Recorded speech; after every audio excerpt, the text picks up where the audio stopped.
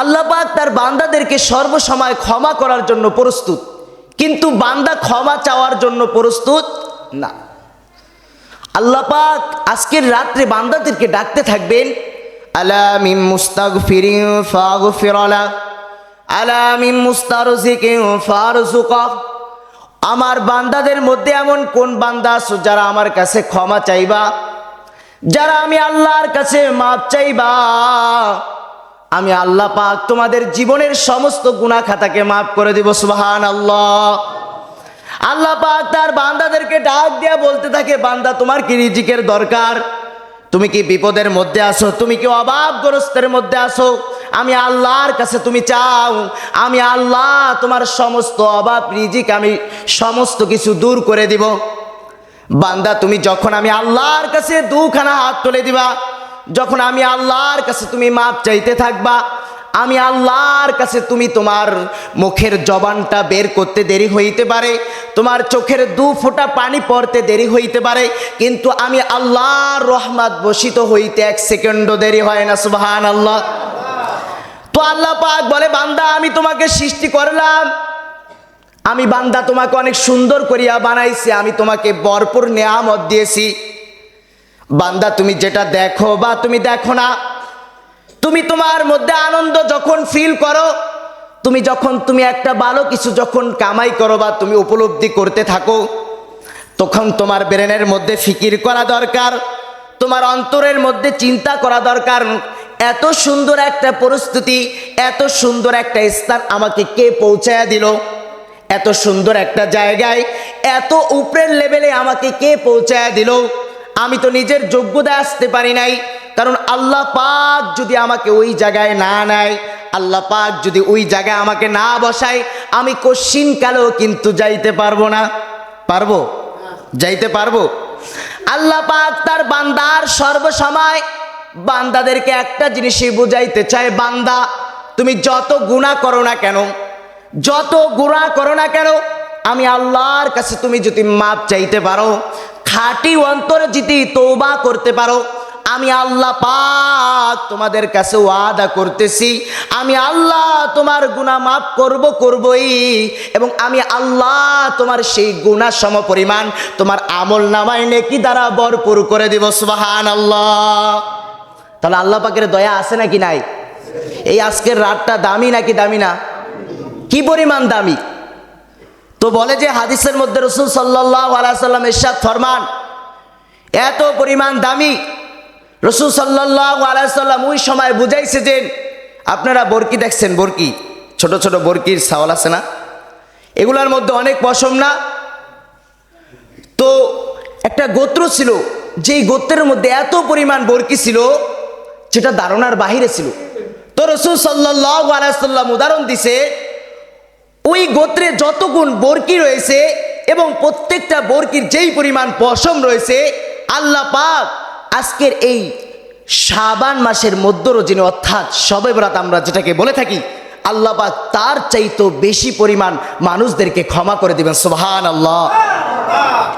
তাহলে আল্লাহ পাক যদি ক্ষমার ঘোষণা করে থাকে আর আমরা যদি ক্ষমা না চাই, তাহলে আমরা ঠকে গেলাম না? বলেন তো, ঠকে গেলাম না আমরা? তাহলে আমরা ক্ষমা চাইবো কেমনে? আল্লাহ পাক বলে, বান্দা তুমি যখন তোমার অন্তরটাকে একগ্রতার সাথে তুমি আল্লাহর সামনে দাঁড়াইবা, দুনিয়ার সমস্ত চিন্তা ফিকির বাদ দিয়ে আমি আল্লাহর সামনে যখন তুমি মনোবেশন করবা, দুনিয়ার সকল যায় জামালাকে পিছে ফেলে রাখে মনে করবা আল্লাহ ছাড়া আমার কেউ নাই, আল্লাহ ছাড়া কেউ আমাদের আপন আছে? আপনারা দেখান তো আমাকে একটা যুক্তি দিয়ে যেন আল্লাহ ছাড়া এ আপনাদের সবচেয়ে বেশি আপন। পিতামাতা কন, স্ত্রী কন, স্বজন কন, সন্তান কন, আরো যত কিছু কন, আমাকে একটু যুক্তি দিয়ে দেখাইবেন যে এ আমার কাছে সবচাইতে আপন। দেখাইতে পারবেন? কেউ দেখাইতে পারবেন না। কেমনে আপন হইল? কেমনে আপন হইল? যেই মানুষটা আপনাকে শত শত বছর কত সুন্দর তার সাথে আপনার মিল মোহাম্মত, কত সুন্দর তার সাথে একটা পরিচয়, অথচ একটা কথার কারণে সে আপনাকে কাটছিট করে চিরদিনের জন্য আপনার সাথে সম্পর্ক ভেঙে চলে যায়। আছে না এমন? এটার কারণ কি? তো কারণ হলো যে একজন ব্যক্তি বলতেছে যে সন্তানকে বিবাহ করাইলেই পিতামাতাকে বলে যায়। শুনে রাখেন, এখানে কমতি মনে করবেন আপনি একটাই, সেটা হলো আপনার সন্তানের মধ্যে আল্লাহর ভয় নাই। আল্লাহর ভয় যদি থাকতো, ইসলামের যদি নলেজ থাকতো, জ্ঞান থাকতো, কোনোদিনও পিতামাতাকে সে বলতে পারে? 5 টাকা কামাই করবে, স্ত্রীকে সে বলবে যদি আমি খাইতে পারি তুমি খাইতে পারো, আমার পিতামাতাও খাইতে পারবে।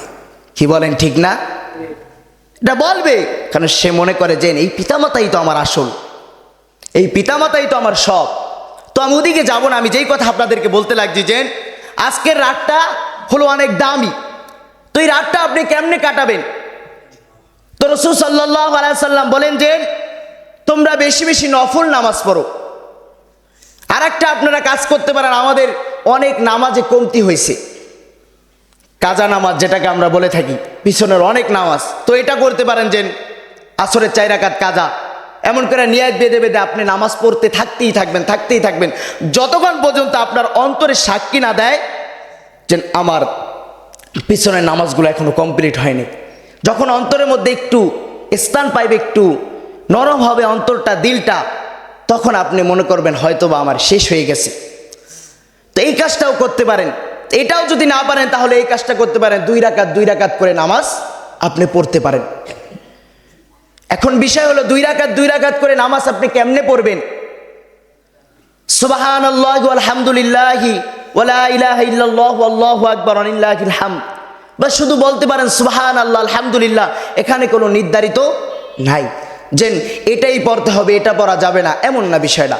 আপনি দুরূদ শরীফ পাঠ করতে পারেন, 100 বার পাঠ করে তারপর 2 রাকাত নামাজ পড়তে পারেন, বা আপনি টানা নামাজ পড়ে আবার এগুলা পড়তে পারেন। এখানে কোনো নির্ধারিত নাই যে থেমে থেমে পড়া যাবে বা একটানে পড়া যাবে না, এটা কোনো নির্ধারিত নাই। তো বিষয় হলো যে আমাদের আমলের যেই ফিকির, এটা থাকতে হবে আজকে রাত্রেবেলা। আমার কথা বুঝছেন? কিন্তু আমরা এই যে এখন কথা শেষ হয়ে যাবে, আমরা এক একজন বাইরে চলে যাব, যার যেখানে মন চায় চলে যাব। তাহলে কি আজকের রাতটা কি আমাদের ক্ষমার ঘোষণা আমরা কি পাইলাম? বলেন তো আমরা পাইলাম?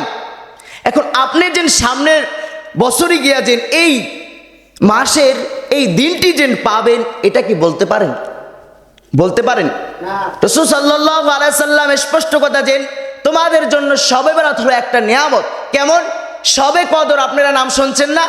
এটা কিন্তু নির্ধারিত নয়। ওই যে 27 তারিখ, এটা কোনো নির্ধারিত নয়। কিন্তু শাবান মাসের লাইলাতুন নিসফু মিন শাবান, অর্থাৎ শাবানের এই 15 তারিখ, এটা হাদিসের মধ্যে সরাসরি দেওয়া আছে। কিন্তু আপনার শবে কদর যেন কবে, 27-এ না 23-এ না 21-এ নাকি 29-এ, এটা কেউ বলতে পারে? কিন্তু শবে বরাত এটা ডাইরেক্ট বলা হয়েছে যে লাইলাতুন নিসফু মিন শাবান, অর্থাৎ শাবানের মধ্য রজনী 15 তারিখ। এবং কালকের যে রোজাটা রাখবেন, এটা অনেক গুরুত্বপূর্ণ একটি রোজা। অনেকে রাখবেন অলস বসত। কেমনে রাখবেন?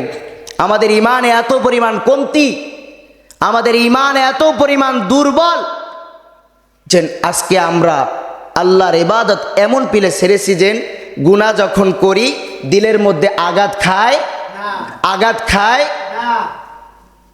আজকে আপনি একটা খারাপ কাজ করবেন, একজনে যাইবে আপনাকে বাধা দিতে, সে আপনার কাছে শত্রু হয়ে যাবে। এটা হয়ে গেছে আজকের দুনিয়ার নীতি। আর সেই ব্যক্তিও বাধা দিয়ে গিয়ে আর মজা পায় না। কেমনে মজা পাইলো? সে চিন্তা ফিকির করছিল এটা কার্যক্রম করবে, কিন্তু পারল না। অথচ তার নিয়াজ ছিল এই দিনটাকে প্রতিষ্ঠিত করা, অর্থাৎ ইসলামের যে নিয়ম নীতি এটা কার্যক্রম করা। কিন্তু আমাদের গুনার যে একটা ফিকির অন্তরের মধ্যে ঢুকে গেছে, মানে গুনার শয়তানের অসওয়াসা অন্তরের মধ্যে ঢুকে যাওয়ার কারণে আজকে আমরা আল্লাহর ইবাদতের মধ্যে কোনো মজা পাই না। সাহাবারা কেমনে সেজদার মধ্যে কাটায় দিত। আপনি আমি তো হুজুরে যদি 1 মিনিট একটু দেরি করে তাহলে আপনার কিরে হুজুরে, এই হুজুরে বেশি ভালো না, এত দেরি করে সূরা কেরাত বড় করে, এত সুবহান রাব্বিয়াল আলা পড়তেই থাকে। আমি পড়া শেষ করে দিলাম, অথচ হুজুর কিন্তু বেশি পড়ে নাই। এটার কারণ কি জানেন? নামাজে তো আপনার ফিকির নাই। আপনি নামাজ চিন্তা করেন না যে আল্লাহ এই নামাজ দিয়া তো আমি জান্নাতে যাইব, আল্লাহ আমি নামাজ দিয়া তো তোমাকে খুশি করব, আল্লাহ আমি নামাজ পড়লে তো আমার রসুল খুশি, আমার রসুল সেই মদিনায় বসে আমার জন্য দোয়া করতেছে, আমার রাসূল সাল্লাল্লাহু আলাইহি সাল্লামের কাছে জিব্রাইল যায় এবং বলে যে এই যে আপনার উম্মত নামাজ পড়ে, এবং যায় যে এই যে আপনার উম্মত দেখেন কি করতেছে। তখন আমার রাসূল অনেক কষ্ট পায়। কেমন কষ্ট পায়? রাসূল বলে যে এই উম্মতের জন্য আমি এত কষ্ট করছি, অর্থাৎ উম্মতই আমাকে ভুলে গেছে। উম্মত আমাকে দুনিয়ার এই ভোগ বিলাস শান্তি দেখে তারা আজকে আমাকে ভুলে গেছে। আমি যেন তাদের এই ইসলামের জন্য, অর্থাৎ এই দিনকে, আচ্ছা দিনটা বলেন তো, এটা মানলে আমাদের লাভ আছে নাকি নাই? আছে। কি পরিমাণ লাভ আপনি বলেন তো একটু, এটা কি বোঝানো যাবে আপনাদেরকে? বোঝানো যাবে? শোনেন, আপনি যখন আল্লাহর দিকে নত হইবেন, আপনি যখন একটা ছোট থেকে একটা ছোট কাজ করবেন, ছোট থেকে একটা ছোট চিন্তা করবেন, একটু সামনে পাও বাড়াইবেন, প্রত্যেকটা কাজের মধ্যে আপনি একটা বরকত পাইবেন, একটা ভিন্ন একটা মজা পাইবেন। কি পাইবেন বলেন তো? একটা মজা পাইবেন। এখন এগুলা তো আপনাদেরকে আমি কাউকে বুঝাইতে পারবো না, কারণ আপনাকে যখন নিজে কার্যক্রম করবেন, নিজে যখন চালু করবেন, এই যে বলি না সপ্তাহে একদিন নামাজ পড়ে মজা পাইবেন না, বলি না কি বলি না আমরা? জুমার দিনে সে ওই যে টুকুর টুকুর সেজদা দিয়া চলে যাইবেন, আর মনে করবেন আপনি নামাজে মজা পেয়ে যাইবেন। এতই সহজ? এতই সহজ নাকি? আপনাকে একটু বুঝাই আপনাদেরকে সকলকে, যে দুনিয়াতে আপনি যদি কিছু করতে চান, আপনার ছেলে মেয়ের জন্য একটা ঘর বানাইতে চান বা কোটি টাকার মালিক হইতে চান, তাহলে আপনার কি পরিমাণ কষ্ট করা লাগবে। এখন বলতে পারেন আমি তো হই নাই, আমি বলবো আপনি না হয়েছেন, আপনি কয়েকজনের ঘটনা একটু পড়েন বা শোনেন, তারা কি পরিমাণ কষ্ট করছে। ওই যে যেই ব্যক্তি কোটি টাকার মালিক হয়েছে, তার পিছনে কত কষ্ট রয়েছে সেটা আপনি একবার জিজ্ঞাসা করেন গিয়া। তো এটা দিয়ে আমি বুঝাইতে চাই যে যেই জান্নাতটা এত বড়, আল্লাহ তাআলা আপনার জন্য, সামান্য মানুষের জন্য, হাদিসের মধ্যে আছে যে ব্যক্তি সর্বশেষ জান্নাতে যাবে তার জান্নাতটা হবে 10 দুনিয়ার সমান। সুবহানাল্লাহ। তাহলে রাসূল সাল্লাল্লাহু আলাইহি সাল্লাম বলতে চাই যে দুনিয়ার কিছু করতে চাইলে তুমি এত কষ্ট করতে পারো, তাহলে তুমি জান্নাতটা কামাইতে হইলে তোমাকে কি কষ্ট করতে হবে না? কষ্ট করতে হবে। তাহলে যদি খাতার তলে আমরা ঘুমায়া ঘুমায়া, আমরা যদি এই যে আজকের রাতটা, অনেকে এখন কষ্ট নিন না আমার কথায়, অনেকের এমন চিন্তা ভাবনা আছে যে আমি খিচুড়ি খাবো চলে যাব। তাহলে ভাই আপনি ক্ষমার ঘোষণা কেমনে শুধু শুনতে পারলেন, কিন্তু আপনি তো নিজের কার্যক্রমটা করতে পারলেন না। আল্লাহ পাক নিজে বলছেন, আলা আমি মুস্তাগফিরিন ফাগফিরলা, আলা আমি মুস্তারজিকিন ফারজুক। বান্দা আমি তোমাকে ক্ষমা করে দিব যদি তুমি ক্ষমা চাও। যদি তুমি কি করো? ক্ষমা চাও। এখানে কি বলছে? যদি তুমি চাও, না চাইলে আমি আল্লাহ ক্ষমা করব। বান্দা তোমার রিজিক দরকার, টাকা পয়সা দরকার, আমি আল্লাহর কাছে চাও, তোমাকে এমন স্থান থেকে আমি রিজিক দিব যেটা তুমি কল্পনা করতে পারবা। ওয়া রাব্বুকা ইয়াখলুকু মা ইয়াশাউ ওয়া ইখতার। আল্লাহ পাক বলে, বান্দা সকল কিছু আমি আল্লাহ সৃষ্টি করছি, আবার সকল কিছুকেই আমি আল্লাহ মানোনীত করি। মানোনীত বলতে কি বোঝান? মানে আমি স্থানে বসাই। আমি আল্লাহ সৃষ্টি করছি সকল কিছু, আবার কাকে কোন জায়গায় বসাবো, কাকে কোন জায়গায় আমি আল্লাহ নিব, কাকে কোখান থেকে রিজিক দিব, কাকে কোন স্থানে আমি আল্লাহ আজরাইলকে পাঠায়া জান কবজ করব, এটা আমি আল্লাহই নির্ধারিত করেছি। এটা দুনিয়ার কোনো মানুষ নির্ধারিত করে নাই। আজকে রাতটা আর একটা কথাও শোনেন, আজকে রাতে হযরত আজরাইল আলাইহিস সালামের কাছে একটা লিস্টি দেওয়া হয়, অর্থাৎ একটা পৃষ্ঠা দেওয়া হয়। ওই পৃষ্ঠার মধ্যে কিছু সংখ্যক লোকের নাম লেখা থাকে এবং আজরাইলকে বলা হয় এটা হলো এই বছরে যত মানুষ মারা যাবে তাদের লিস্টি। এখন আপনার আমার নামটা যদি পড়ে যায়, তাহলে কি শাবান মাস সামনে বছর গিয়ে পাবো, এটা কি বলা যায়? লিস্টি যেন পড়বে না এটাই বা বলি কেমনে, বা পড়ে গেছে নাকি সেটাও বলি কেমনে? কারণ সুস্থ সুস্থ মানুষগুলো তো দুনিয়া থেকে চলে যায়, ভালো ভালো মানুষগুলো তো দুনিয়া থেকে চলে যায়, সর্বশৈলী কত শক্তি, অথচ দুনিয়া থেকে চলে যাইতেছে। তাহলে দুনিয়ার জিন্দিগি আমাদের তো আসল না। আসল এখন আমরা কি করতে পারি ভাই? একটু দিলের মধ্যে, অন্তরটার মধ্যে একটু আল্লাহর ভয় জাগান। এই যে এই মানুষগুলা যদি প্রতিদিন নামাজ পড়তে হয়, কোথায় কমতি কোথায়? প্রত্যেকেই তো বাসায় থাকেন ফজরের কালা, মাগরিবের টাইমে কামে থাকেন, এশারের টাইমে, কিন্তু ফজরের কালা কেন ঘুমায় থাকেন? আপনারা একটু আমাকে জবাব দেন। একজন মানুষ জবাব দিতে পারবেন? অথচ আপনাদের সাথে আমরা যখন কথা বলতে চাই, আপনাদের কথার মধ্যে আমরা কোনো কমতি পাই না। কিন্তু আপনারা একবার বলেন যে এই যে আপনারা যে এই যে নামাজগুলো বাদ দিতেছেন, বা যেই আল্লাহর বিধানগুলো আপনাদের অন্তর থেকে সরিয়ে আপনারা দুনিয়ার প্রতি আসক্ত হয়ে গেছেন, এটা আল্লাহর কাছে কি জবাব দিবেন? আমাকে একটু বলতে পারবেন? কেউ বলতে পারবেন? বলেন তো, যেন আমি আল্লাহর সামনে দাঁড়ায় ফটফটে বলে দিব আমার উত্তরগুলো। শোনেন, এত হেসে, এত খেলে, এত রং তামাশার মধ্যে লিপ্ত হয়ে কি হবে? কেটা কি করতে পারছে? কে কি কামাই করতে পারছে এত কিছু করে? আমাকে একটু বলেন না আপনারা। হ্যাঁ, কেন আপনারা আল্লাহ তাআলার বিধান থেকে সরে গেছেন? এই যে হুজুররা বুঝাইতেছে, বড় বড় উলামায়ে কেরাম, ওই যে বললো যে সকালবেলা নসিহত শুনছি, এখন এই নসিহত যে শুনলাম, বা এই যে এখন আমি বয়ান করতেছি, যেমনই করি, কিন্তু আমার কথাগুলো তো এখনো এখানের মধ্যে এমন মানুষ আছে যারা পরিপূর্ণ মানে না। তো এখন যদি এমনই চলতে থাকে, তাহলে কি এই কথা শুনে কি কোনো লাভ হইল?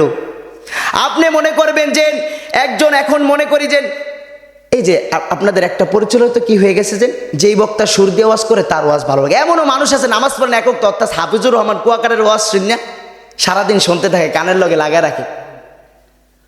আচ্ছা, আপনি আমাকে বলতে পারবেন যে তার ওয়াজ যদি আপনি কোটিবার শোনেন, আপনি কি জান্নাত কামাইতে পারবেন যদি তার কথাগুলো না মানেন? আপনি শুনতেছেন পর্দা করতে হবে, আপনার চোখকে হেফাজত করতে হবে। আপনি শুনতেছেন মানুষের সাথে অহংকার বশত কোনো কথা বলা যাবে না। আপনি শুনতেছেন নামাজ পড়া লাগবে। এখন যদি শুনতেছেন, এটা আমিও বুঝলাম, আপনিও বুঝলেন, কিন্তু এটা যদি আপনার জীবনের সাথে আপনি যদি সেট না করেন, যদি আপনার জীবনটাকে যদি ওই পেলে না চালান, তাহলে কি কোনো কার্যক্রম আমাদের কোনো কাজে আসলো? কোনো কাজে আসলো? আপনারা আমার কথাগুলো কি বুঝতেছেন? আমি একটাই বুঝাইতে চাই যে ভাই, আমরা যেমন আজকে নামাজ পড়তে আসছি, আজকেই যে আল্লাহকে, এই যে আজকে যাব, আল্লাহকে শেষ ভুলে গেছি। আসলে কি এটা আমি বারবার একটা জিনিস আপনাদেরকে বুঝাই, দুনিয়ার কোনো মালিকের কাজ করলে, দুনিয়ার কোনো কর্ম করলে আপনি যদি প্রতিদিন হাজিরা না দেন, তাহলে কিন্তু তারা আপনাকে কাটছিট করে দেয়, অর্থাৎ আপনাকে সরিয়ে দেয়, ভাই তুমি চলে যাও, তোমাকে দিয়ে চলবে না। তো আপনাকে এটা বুঝতে হবে যে আল্লাহর স্মরণে যদি আপনি প্রতিদিন যদি না আসেন, তো আল্লাহ আপনাকে, আল্লাহর যেই বান্দার লিস্টটি রয়েছে, আচ্ছা আল্লাহর বান্দা কারা? আল্লাহর বান্দা তো সকলেই, কিন্তু পরিচিত বান্দা কারা? পরিচিত বান্দা কারা? পরিচিত বান্দা হলো তারা যারা আল্লাহর ইবাদত করে। কি বলেন, ঠিক না? একজনে বলতেছে আমাকে মাঝে মাঝে বলে, হুজুর মাথায় দিয়ে একটু দোয়া করে দেন, হুজুর আব্দুরা দোয়া করে দেন। আরে ভাই, এই দোয়া দিয়ে কি হইব তোমার? তুমি জানো তোমার নামাজ পড়তে হেন, তুমি ঘুমায় কথা, হুজুর আমার লেগে জমনের করে দোয়া করেন। আমি তো এই দোয়া দিয়ে তোমাকে জান্নাতে নিতে পারুন না। বা তুমি খাদার তলে বয়ে বেহান হুজুর দোয়া করেন। প্রতিদিন এমন মানুষ আছে, হুজুর দোয়া করেন, দোয়া করেন। আরে ভাই, আমি কি দোয়া করব? তোমার নিজের দোয়া তুমি নিজে করোই তো, দুনিয়াতে কামাই তো করবাই, প্লাস তুমি জান্নাতও কমাই হালাইবা।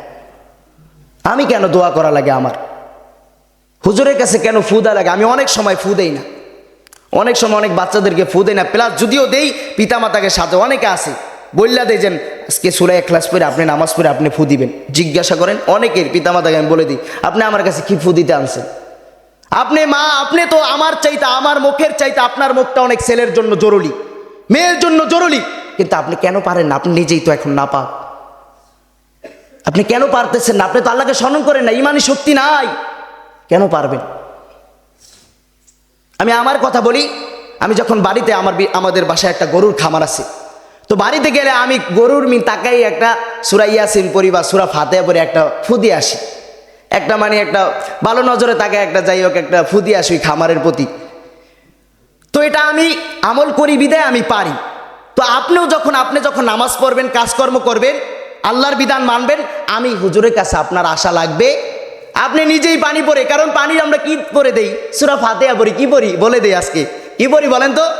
সূরা ফাতিহা পড়ি, আউযুবিল্লাহ বিসমিল্লাহ দিয়া দুরূদ শরীফ পাঠ করি, সূরা ইখলাস পড়ি, বলে দিতাছি, ঠিক আছে? কুল আউযু বিন নাস পড়ি, ফালাক পড়ি, এগুলো পড়ি আমরা, ফু দিই, বেশি কিছু পড়ি না।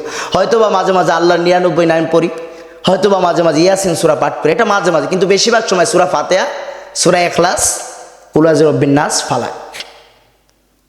তো আপনি কি এগুলা পারেন না? এখন তাই হুজুরের কাছে কেন আসেন? কারণ আপনি চিন্তা করেন, হ্যাঁ ভক্তি তো অনেকে করে, কিন্তু বেশিরভাগ মানুষে আছে যারা নামাজ পড়ে না, অথচ হুজুরের কাছে ছোট একটা বাচ্চাকে নিয়ে আসে, হুজুর এই সমস্যা আমার ছেলেটার। ভাই, আপনি এই ছেলের জন্য দোয়া করেন, আমি হুজুরের কোনো দোয়া করা লাগবে না। আপনি এই সন্তানের জন্য দোয়া করেন, এই সন্তান একদিন ভবিষ্যতে বিশ্বের শ্রেষ্ঠ একজন আলেম হবে। আপনি ভাবতেও পারবেন না, আপনার ছেলে সব সময় আওয়াজ শুনবে যে ও একটা ক্লাসের গরু, অথচ 10 বছর পরে গিয়ে দেখবে আপনার ছেলেকে আল্লাহ পাক এমন স্থানে নিছে যেটা আপনি কোনোদিন ভাবতেও পারেন। আচ্ছা, ছেলে যদি নেককার হয়, সন্তান যদি নেককার হয় আপনার কাছে ভালো লাগবে না? ভালো লাগবে নাকি লাগবে না? যুবক ভাইরা বুঝবা না, কারণ তোমাদের যখন সন্তান হবে তোমরা বুঝবা যে একটা সন্তান যখন নেককার হয়, বাবা যখন বাজারে যায় তখন বলে যে তুমি বাবা আর কিছু করতে পারছো বা না করছো, একটা জিনিস করছো, তোমার ছেলেটাকে একটা মানুষ বানাইছো। তুমি হয়তো বা কোটি টাকা কামাইতে পারো নাই, এই ছেলেকে যখন রাস্তা দিয়ে হেঁটে যায় বলে ওই যে দেখ আব্দুর রহমানের ছেলে কত সুন্দর। এই যে একটা কথা বললো, এটা তো আল্লাহর আরশে পৌঁছায় গেছে। আল্লাহ ওই বাবার প্রতি সাথে সাথে রহমত নাজিল করে, সুবহানাল্লাহ। তো এটা পাইতে চাইলে কি করতে হবে রে ভাই? আমি যদি ঘুমায়া ঘুমায়া ছেলেকে বলি যে তুমি এই কাজটা করো বাবা, তুমি নামাজে যাও, ভাই আপনি নামাজে যান, ছেলেকে উঠান, চলো নামাজে যাই, চলো বাবা আজকে রোজা রাখো। অনেক ছেলে পেলে 15 বছর 14 বছর চলে, পিতামাতা বলে তুমি রোজা রাখো না, শরীরটা কাহিল হয়ে যাবে। না রে ভাই, শরীর কাহিল হইলেই কি না হইলেই কি, যদি ইবাদত করে যদি অভ্যস্ত হয়ে যায় এই শরীর, এটা হবে কমবে, এটাই স্বাভাবিক। আপনার শরীর এক সময় মোটা থাকবে, এক সময় চিকন থাকবে। তো এটা তো সবচেয়ে বড় বিষয় না, বড় বিষয় এই ছেলেটাকে যদি মানুষের মতো মানুষ করতে পারেন, এই ছেলের চেহারার মিন তো তারা তাকাবে না, তাকাবে এই ছেলের আখলাকের মিন। বড় বড় বুজুর্গ আলেম রয়েছে, তাদের চেহারার দিক তাকান যায় না, কালো কুচ্ছুরি টেরা, অথচ তারা সম্মানের এত বড় স্থানে। কারণ কি? তাদের আখলাক, চরিত্র, এলেম, আল্লাহর ভয় ভীতি থাকার কারণে। যদিও তাদের হাত নাই, চোখ নাই, যদিও তাদের কিচ্ছু নাই, হাত পাও, তারপর আল্লাহ পাক এমন স্থানে নিয়ে গেছে যেটা কোটি টাকা দিয়েও পাওয়া যায়। তো এগুলো আমাদের চিন্তা ফিকির করতে হবে, ছোট ছোট বাচ্চাদেরকে শিক্ষা দিতে হবে। এখন শিক্ষা দেওয়ার জন্য নিজেকে আগে পালন করতে হবে। আমার কথা বলছেন? নিজেকে আগে কি করতে হবে? শোনেন, আমি একটা কথা বুঝাই, যখন ধান খেতে নামেন, যখন আপনি রাস্তাঘাটে নামেন, বা একটা 500 টাকার একটা কাজ করবেন, একটা স্পৃহা নিয়ে নামেন নাকি নামেন না? কিন্তু আপনি আমাকে একটু বলেন তো, মসজিদের মধ্যে আসলে আপনাদের কেন একটা শোল জিমটি মারে? আল্লাহর সামনে দাঁড়াইতে হইলে কেন আপনার শোল জিমটি মারে বা একদম শোল সাইরা দেয়? একটা স্পৃহা, মনের মধ্যে ইমানি একটা জোশ, একটা আনন্দ, এটা কেন উপলব্ধি হয় না? বলেন তো আমাদের। আপনি যখন মসজিদের মধ্যে আসবেন তখন ফিকির করতে হবে আজকে আল্লাহর সাথে কথা বলবো। কার সাথে বলেন তো? আল্লাহু আকবার। হাদিসের মধ্যে আছে রাসূল সাল্লাল্লাহু আলাইহি সাল্লামকে আল্লাহ পাক স্পষ্ট বলছেন, হে রাসূল, অন্য অন্য জাতি উম্মত আমার সাথে নবীদের মাধ্যমে তারা সংযোগ পাইতো, কিন্তু আপনার উম্মত প্রতিদিন আমার সাথে 5 বার কথা বলবে। কতবার? সুবহানাল্লাহ। এই যে বলি আলহামদুলিল্লাহ রাব্বিল আলামিন, আল্লাহ পাক সরাসরি আমাদের আবার জবাব দিতেছে। আর রহমানির রহিম, আল্লাহ পাক জবাব দিতেছে প্রত্যেকটা কথা। তো আমি কথা বেশি বাড়াবো না, আমি একটা জিনিসই বুঝাইতে চাই ভাই, এই যে আজকে রাত্রে তোমরা নামাজ পড়তে আসছো, এই যে আজকে আল্লাহকে স্মরণ করতে আসছো, এটা আজকের জন্য না ভাই, এটা তুমি যতদিন দুনিয়াতে বাঁচবা ততদিনের জন্য। আপনি একটা জিনিস খেয়াল করছেন, আজকে মরে গেলে কালকে আপনাকে কবরে রেখে আসবে। যেই কবরে এই বাতি কি থাকবে? এত সুন্দর জায়নামাজ থাকবে? ওই বালিশটা থাকবে? অসুস্থ হয়ে গেলে কেউ মাথায় পানি দিয়ে দিবে? আমাকে আগুনে যখন পড়বে অন্য গিয়ে সাহায্য করবে? এগুলো সবাই বুঝি না কি বুঝি না? আজকে আমি এটা বলি মাঝে মাঝেই, আমার একটা কথার পৃষ্ঠে যেন দুনিয়ার টাকা দেখা যায়, জান্নাতের সেই সৌন্দর্য দেখা যায়, দুনিয়ার নারী দেখা যায়, জান্নাতের হুর গেলমানকে দেখা যায়, দুনিয়ার রাজপ্রাসাদকে দেখা যায়, জান্নাতের রাজপ্রাসাদ দেখা যায়। আমার কথা কি মিলছে? তো আল্লাহ পাক বলে যে এটাই তোমাদের পরীক্ষা। এটাই কি তোমাদের পরীক্ষা? এখন পরীক্ষায় কি পাশ করতে রাজি না ফেল করতে? যদি পাশ করতেই যদি হয় রে ভাই, আমি কাউকে শরম দিতেছি না, আমি বলতেছি যে আল্লাহর কাছে মাপ চাওয়ার জন্য আজকের রাতটাই আপনার জন্য যথেষ্ট। যদি মাপ চাইতে পারেন, যদি মাপ চাইতে পারেন, আর যদি হেলায় খেলায় দেন, মনে করেন কিসের মাপ চাইব? সারা জীবন খাইলাম মদ, গাঁজা, জেনা করলাম, সব কিছু করলাম, এই চিন্তা ভাবনা ধারণা নিয়ে যদি কিয়ামত পর্যন্ত চলতে থাকেন, আল্লাহর কাছে মাপ চাইতে পারবেন? আর যদি মনে করেন আল্লাহ আমি তো জেনা করছি, আমি তো মদ খাইছি, গাঁজা খাইছি, কিন্তু এর চাইতে হচ্ছে তোমার দয়ার সাগর অনেক বেশি। তোমার দয়ার সাগর কি? অনেক বেশি। শোনেন, আল্লাহ পাক আজকের রাতটা ঘোষণা করেছে যে মুশরিকদেরকে ক্ষমা করবে না। এটাও সাবজেক্টে মুফাসসিরে কেরাম বলে দেন, যদি মুশরিকও যদি খাঁটি বিলে তওবা করে, সে যদি ঈমান গ্রহণ করে, আল্লাহ পাক তাকেও ক্ষমা করবে। সুবহানাল্লাহ। তারপরে আছে অহংকার যারা করবে, হিংসা করবে, হিংসুকদেরকে আল্লাহ পাক ক্ষমা করবে না। তো এখানে মুফাসসির কেরাম, উলামায়ে কেরাম ব্যাখ্যা করেন যে এই হিংসুক ব্যক্তিরাও যদি আল্লাহর কাছে ক্ষমা চায়, তওবা করে, তাদেরকে আল্লাহ পাক ক্ষমা করে দিবে। সুবহানাল্লাহ। এখন বিষয় আমি যেটাই বারবার বলতেছি, চাইতে হবে আল্লাহর কাছে। কি করতে হবে ভাই? কেমনে চাইবা? এই যে দর্শো আর ঘুমাইতেছো, হাদিসের মধ্যে আছে যদি কান্না না আসে, কান্নার বান করো। কান্নার কি করো?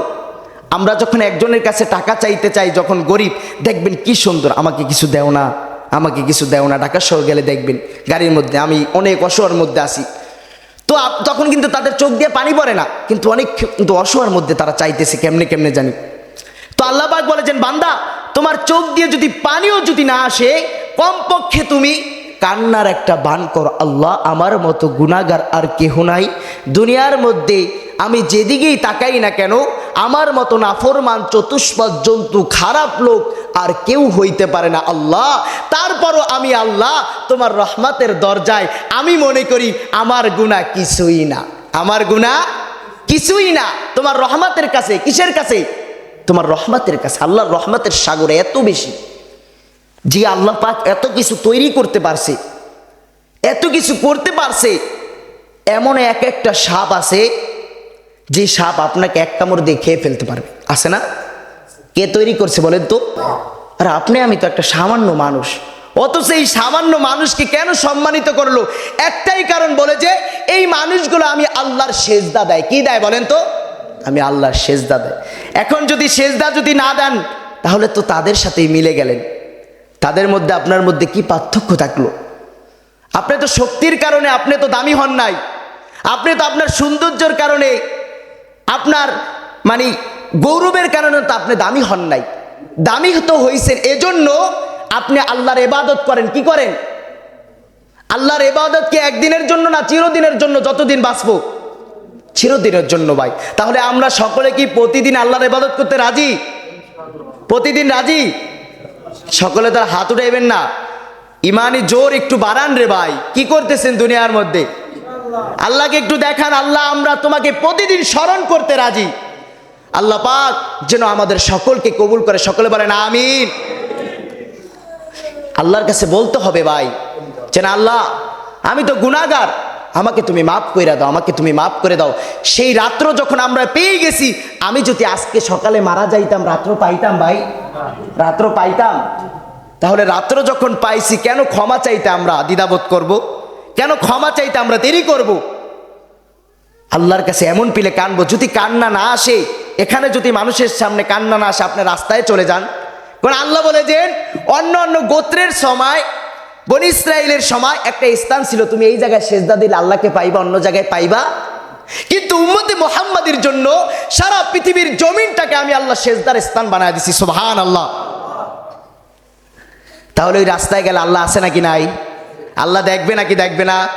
লাইসা কামিসলিহি শাইউ ওয়া হুয়াস সামিউল বাসীর। বান্দা তুমি যেই স্থানেই থাকো না কেন, যেই জায়গায় থাকো না কেন, যেই পর্যায়ে থাকো না কেন, তুমি যদি সমুদ্রের নিচে গিয়েও তলদেশে যদি পলায়ন করো, আমি আল্লাহ সেখানেও উপস্থিত। আমি আল্লাহ কিন্তু সব জায়গায় বিরাজমান। এজন্য বান্দা তুমি একটা জিনিস যদি চিন্তা করতে পারো, তাহলে তুমি গুনাহ থেকে বাঁচতে পারবা। সেটা হলো, কেউ দেখে না দেখে কে, কেউ শোনে না শোনে কে, কেউ জানে না জানে কে। বান্দা তুমি যদি এই ফিকিরটা করতে পারো, অন্তরের মধ্যে যদি এই কথাটুকু জাগাইতে পারো, তোমার দ্বারা কশ্চিন কালো গুনাহ হবে না। যদিও হয়ে যায়, তুমি তওবা করতে এক সেকেন্ডও দেরি করবা না। তওবা কাকে বলে আজকে একটু বলে যাই। তওবা হলো ওটাই, আপনি যখন একটা গুনাহ করেন, আপনার অন্তরের মধ্যে একটা সাথে সাথে একটা কামড় মারবো। কি মারবো বলেন তো? সাথে সাথে একটা, খায়রে আমি কি করলাম এগুলা, তার সাথে তো এই খারাপ ব্যবহারটা আমার ঠিক হয় নাই, আমি কি করলাম, এখানে তো এই কাজটা করা ঠিক হয় নাই। এই যে একটা উপলব্ধি, এটা হলো সবচাইতে বড় তওবা। আর একটা তওবা হলো আপনি অশ্রুসিক্ত হয়ে আল্লাহর কাছে দুকার হাত তুলে কান্না করা। এই তওবা যার কাছে থাকবে, যে এই যে যারা গান শোনে, তাদের অন্তরের মধ্যে এই কাজটা থাকতো, যে যারা ছবি দেখে, খারাপ জিনিসের মধ্যে যারা লিপ্ত, যারা খারাপ কাজের মধ্যে সর্বসময় লিপ্ত থাকে, তারা অন্তরে যদি এই জিনিসটা জাগনা থাকতো যে হায় রে, এই কাজটা করা তো খারাপ, এই কাজটা করা কি খারাপ, এতই কি যথেষ্ট ছিল তাদের ওই জায়গা থেকে ফিরে আসা। আমি বলে থাকি না, মদখোরও যদি চিন্তা করে, গাঁজাখোরও যদি চিন্তা করে, জেনাখোরও যদি চিন্তা করে, পিতামাতার অবাধ্য সন্তানও যদি চিন্তা করে, যদি আল্লাহর কাছে দোয়া করতে থাকে, নামাজ পড়ে দোয়া করা সবচেয়ে বড় বিষয় না। আপনি যখন খারাপ কাজের মধ্যে যখন একটা খারাপ কাজ করে ফেলেন, সাথে সাথে বের হয়ে আল্লাহর কাছে দোয়া করবেন, আল্লাহ তওবা করছি, আমি ভুল করে ফেলছি, আল্লাহ তুমি আমাকে জীবনে এই কাজটা আর করায়ও। এটা আমরা বলি ভাই, বলি? এটা আমরা বলতে পারি না। এজন্য আমরা গুনাহ থেকেও সরতে পারি। হুজুরের থেকে কি পরামর্শ নেবেন? নিজেই সবচেয়ে বড় বড় পরামর্শদাতা গুনাহ থেকে বাঁচার জন্য। আপনি নিজেকে একটু শক্ত বানান। একজনে আপনাকে কিছু বললে প্রতিশোধ নেওয়ার জন্য কি পরিমাণ শক্ত হন, তো আপনি দিনই কাজগুলায় প্রতিশোধ আপনি নিতে হবে। শয়তানের সাথে যুদ্ধ ঘোষণা করতে হবে, শয়তান তুই আমাকে গুনাহ করাইছত তো করাইছত, আমিও আজকে আল্লাহর কাছে এমন কান্দা কানবো, তোকে আমি কান্দায় ছাড়বো। তোকে কি করব? শয়তান কান্দে আপনারা জানেন, যখন আল্লাহর কুদরতি পায় বান্দা যখন সেজদা দেয়, শয়তান সাথে সাথে কেন্দে দেয়, কাঁদতে থাকি, হায় রে একে তো আমি ধোঁকা দিতে পারলাম না, কাঁদতে থাকি।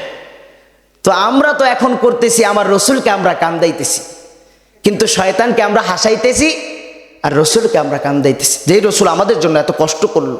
এখন আমরা সকলে একটা ওয়াদাবদ্ধ হব যে আমি আজকে যেমন মসজিদের মধ্যে আসছি, আমি আজকে যেমন আল্লাহর কাছে মাপ চাইব, কারণ আল্লাহ মাপের ঘোষণা করছে। কি করছে? ইয়া ইলাহে মুঝে সে মুঝে কো दूर को ताके देखो मुझे मैं तुझको देख नजर, या इलाहे तू मेरा महबूब है, या इलाहे तू मेरा गफ्फार है, या इलाहे तू मेरा सत्तार है, या इलाहे तू मेरा जब्बार है। আল্লাহু আকবার বলবেন না? আল্লাহ পাক বলতেছে, বান্দা আমি হলাম তোমাদের মালিক, আমি গফফার, সত্তার, কারিম। আমি আল্লাহর থেকে তুমি কেন দূরে সরে আছো? তুমি কেন ভয় পাইতেছো? তুমি তো আল্লাহর বান্দা, তুমি তো আল্লাহর গোলাম। বেহেস্তা যাকে আজার নাবাসো, কাসে রাবা কাসে কার নাবাসো। সুবহানাল্লাহ বলবেন না? বেহেস্ত কাদের জন্য? কাদের জন্য? ইমানদারদের জন্য। কাদের জন্য? তো ইমানদার কেন ভয় পাইবে? এখানে আমরা সকলে ইমানদার দাবি করি না কি করি না? আমি যদি এখন জিজ্ঞাসা করি কারা কারা মুসলমান, সকলে হাত উঠাইবেন না? তাহলে আপনি নিজেকে কেন কমতি মনে করেন? একটাই কারণ, সেটা হলো যে আল্লাহর থেকে দূরে সরে যাও। কার থেকে বলেন তো? তাহলে আল্লাহর থেকে দূরে সরে যাওয়া যাবে? এই যে দুনিয়ার আমরা যাদের পিছে ঘুরতেছি, যত নেতা খাতা যত কিছু বলেন, এরা কি আমাকে জান্নাতের টিকিট দিতে পারবে?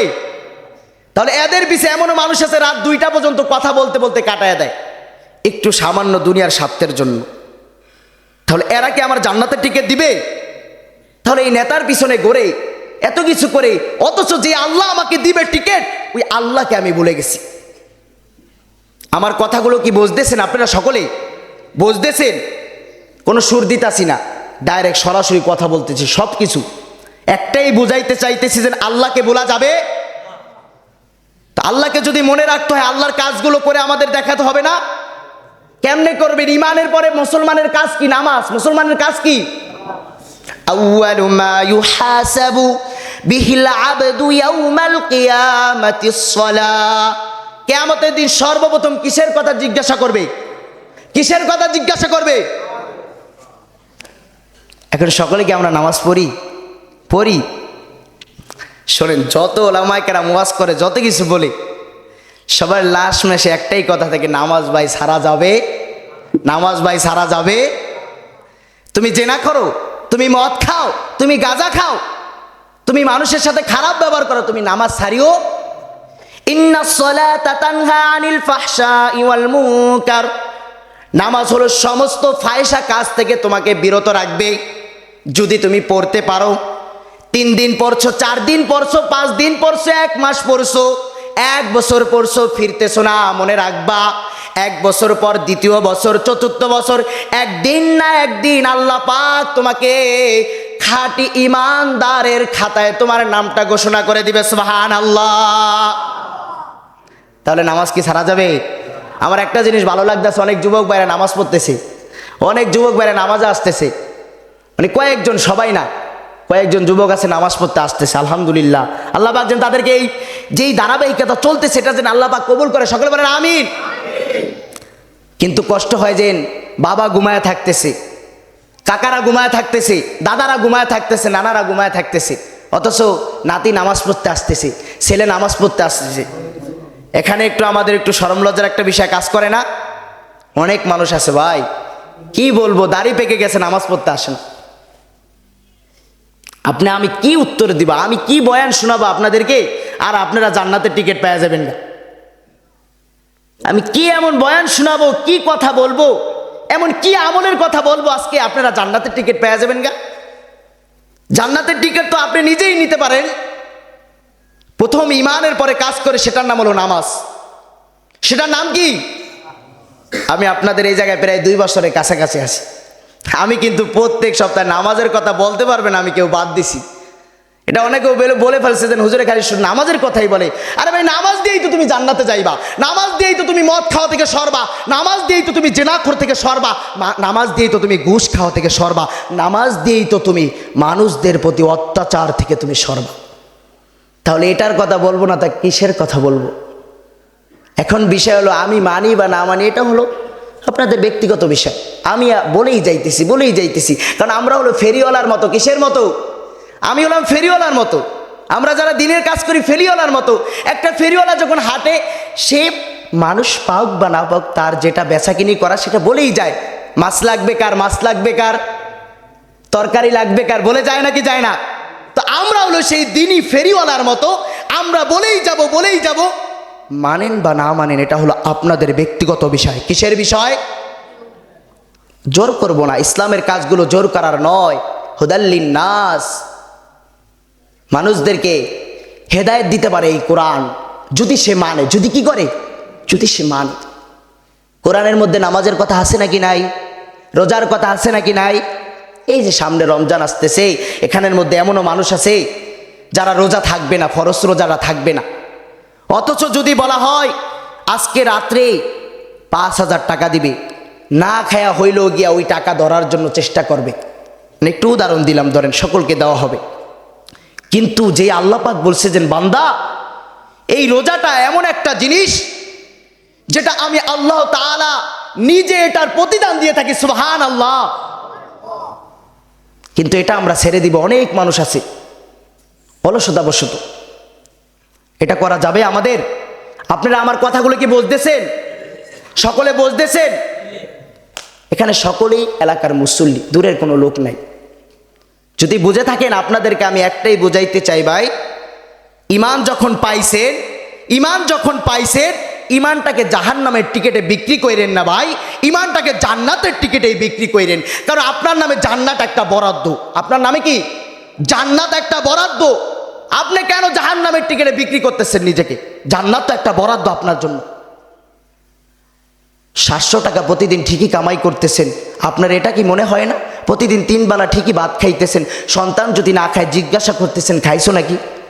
সব কিছু ঠিকঠাক, প্লাস টু প্লাস, একদম একটু কমতি হয় না। কিন্তু কমতি তো এক জায়গায়, সেটা হলো যে আল্লাহর সাথে। কার সাথে সংযোগের কমতি বলেন তো? আল্লাহর সাথে। তো ভাই ও দোস্ত বুজুর্গ, কথা আর লম্বা করব না। আমি তোমাদেরকে এই দিল থেকে, অন্তর থেকে একটা কথাই বারবার বলতেছি, সেটা হচ্ছে আল্লাহকে বলা যাবে। আপনারা সকলে আমার কথা বুঝতেছেন? কথা কি বেশি আর কিছু বলা লাগে? একটা কথাই তো যথেষ্ট ইমান শক্ত করার জন্য। আমরা সকলে নামাজের কথা জানি না, আমরা সকলে রোজার কথা জানি না। আমি কেন ফজরে কালা সকলকে পাবো না? কারো বাড়ি কি নোয়াখালী? এই জায়গায় নোয়াখালীর কেউ আছেন? বরিশালের কেউ আছেন? ইজলা থানার কেউ আছেন? হাটইরা কেউ আছেন?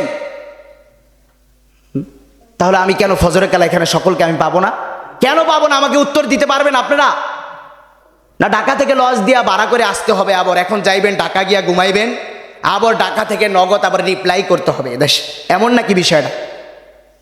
আরে ঘরের লগে মসজিদ আসতে পারে না নামাজে। এই যে একটা আমাদের হতবাগা ব্যর্থতা, এই যে আমরা এই কাজগুলা করতেছি, কেন করতেছি রে ভাই? আমি আপনাদেরকে ভাই, আচ্ছা ভাই, নামাজ কি ছাড়তে রাজি? আপনারা পড়তে রাজি? তলে একটু অন্তর থেকে বলতেছেন সকলে? অন্তর থেকে যদি বলে থাকেন, আল্লাহ যদি কবুল করে, আপনি নামাজ পড়তে বাধ্য।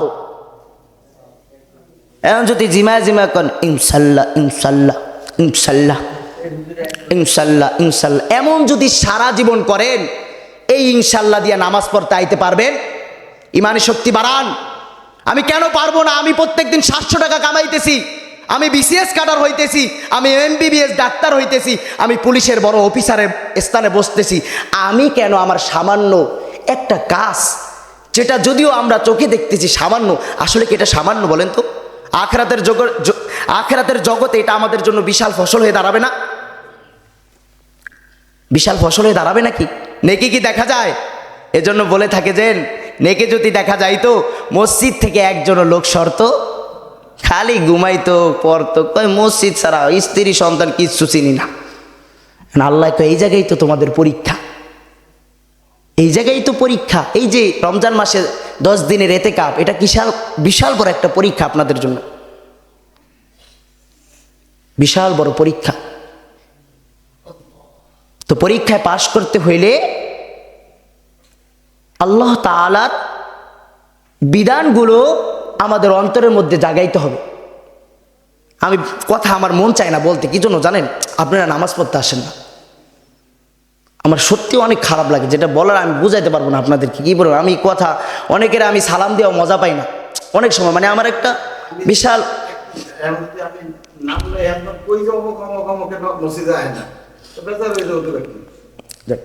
এখন আমি যে জিনিসটা বলতে চাই আপনাদের, ভাই আপনি যখন মসজিদের মধ্যে আসবেন, আমি যুবক ভাইদেরকে অনেকেই বলছি, ভাই তুমি যখন 5 ওয়াক্ত নামাজ পড়বা, তুমি যদি কোনো বিপদে পড়ো, আল্লাহি বিল্লাহি তাল্লাহি, আল্লাহর কসম, এই মসজিদ কমিটি তোমার দিকে এমন নজরে তাকাইবে, যদিও তোমাকে বিপদ রক্ষার জন্য তোমার পিতামাতাই যথেষ্ট ছিল, কিন্তু এই মসজিদ কমিটি তোমার দিকে একটা ভিন্ন নজরে তাকাইবে। ওই যে এক ব্যক্তি দেখছো, প্রত্যেক দিন ছেলেটা নামাজ পড়তে আসতো, কত সুন্দর, একটা সমস্যার মধ্যে আসছে, আসো আমরা ওকে একটা বিপদ থেকে সরানোর জন্য যা করা দরকার আমরা করি। আমি অনেক যুবক ভাইদেরকে বলছি এই কথাটা, তোমার দিকে একটা ভিন্ন নজরে তাকাবে মসজিদ কমিটি। আপনি যখন নামাজ পড়তে আসবেন, মসজিদ কমিটি একটা ভিন্ন নজরে, ইমাম সাহেব নিজেও একটা তাকাবে। এখন বলতে ইমাম সাহেবের তাকানে আমাদের কি আসে যায়? শোনেন, ইমাম সাহেব, আমি হয়তো বা কোনো যোগ্যতা নাই আমার, কিন্তু একজন ইমামের নেক নজর একটা মানুষের আল্লাহ তাআলার সেই মঞ্জিলে পৌঁছানোর জন্যই যথেষ্ট। সুবহানাল্লাহ বলবেন না? একজন ইমাম সাহেবের নেক নজর। আমি আজকে বলে গেলাম, আমি তো যোগ্যতাশীল না এই জায়গায় লোক, কিন্তু যোগ্যশীল ইমাম যারা, তাদের একটা নেক নজর একটা মানুষের উপরে পড়লে, আপনি এতটুকু বোঝেন না, 1000 আবেদের চাইতে একজন আলেমের দাম বেশি। কত হাজার বলেন তো? আবেদ কাদেরকে বলে সেটাও বলি। আবেদ ওই ব্যক্তিকে বলে যে ব্যক্তি 5 ওয়াক্ত নামাজ পড়ে, রোজা রাখে, আল্লাহর ইবাদত করে, কিন্তু আল্লাহর ইসলামের যেই দ্বীনি কথাগুলো রয়েছে এলেমের, এটার মধ্যে তার ঘাটতি, কিন্তু নামাজ রোজা সব কিছু তার ঠিক আছে। ওই 1000 আবেদের চাইতে একজন আলেমের দাম আল্লাহর কাছে বেশি। আলেমের কথা তো আল্লাহ পাক স্বয়ং কোরআনে ঘোষণা করছে, ইন্নাল উলামা ওয়ারাসাতুল আম্বিয়া। আমি আপনাদেরকে একটা ঘটনা শোনাই। আমি যখন বরিশালে পড়াশোনা করি, আমার এক ওস্তাদ ছিল, একজন বক্তা বিশাল বড়, তার নামে মানে একটা গীবত করে মানুষ বলে থাকে, অনেক সময় অনেক বলে না ভাইরাল কোনো কথা শুনলে।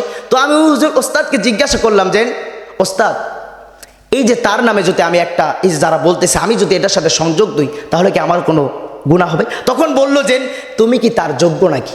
কি বলছে বলেন তো? তুমি কি তার যোগ্য নাকি? তো বুঝাইতে চায় যে একজন আলেম আল্লাহর কাছে অনেক প্রিয়। আল্লাহর কাছে কি বলেন তো? অনেক প্রিয়। আপনার কাছে না হইতে পারে। এই যে আল্লামা মামুনুল হক কত লজ্জিত হয়েছে, অথচ আল্লাহর কাছে তো সে অনেক দামি। আল্লাহর কাছে কি বলেন তো? অনেক দামি।